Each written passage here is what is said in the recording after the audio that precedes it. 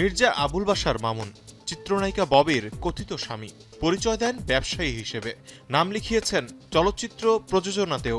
তবে চাকরি, ব্যবসা, বিনিয়োগ, এমনকি জামিন করানোর নামে কোটি কোটি টাকা আত্মসাতের অভিযোগ তার বিরুদ্ধে।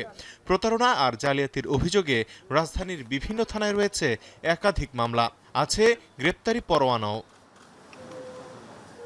শুক্রবার রাতে গুলশানে মামুনের নিজের বাসায় অভিযান চালায় পুলিশ। তবে প্রথমে তাকে খুঁজে না পেয়ে চলে যান তারা, পরে আবার ফিরে আসেন তার বাড়িতে। এভাবে দীর্ঘ 18 ঘন্টার লুকোচুরি শেষে ঘরের সিলিংয়ে লুকিয়ে থাকা মামুনকে খুঁজে বের করে গ্রেপ্তার করে পুলিশ। 72 ঘন্টা ময়েশ্চার লক সমৃদ্ধ লিলি হুইপড শিয়া মিস্টিক গ্লোয়িং বডি ওয়াশ। শিয়া বাটারের গুডনেস স্কিন রিপেয়ার করে রাখে সফট ও গ্লোয়িং, ছড়িয়ে দেয় লং লাস্টিং ফ্রেগন্যান্স। নিজেকে ব্যবসায়ী পরিচয় দিলেও পুলিশ বলছে প্রতারণাই মামুনের পেশা।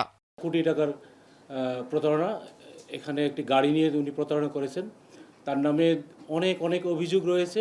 আমরা তাকে 18 ঘন্টার রুদ্ধশ্বাস অভিযানের মাধ্যমে তাকে তার বাসা থেকেই গ্রেফতার করেছি। তিনি পালিয়ে বেড়াচ্ছিলেন নানা জায়গায়।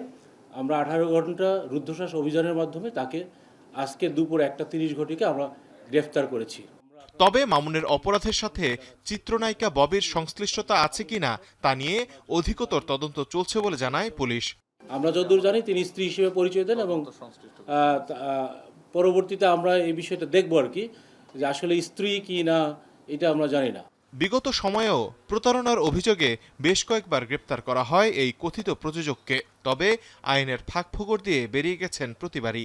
তাই এবার আদালতে জামিন নামঞ্জুরের আবেদন করার কথা জানিয়েছে পুলিশ।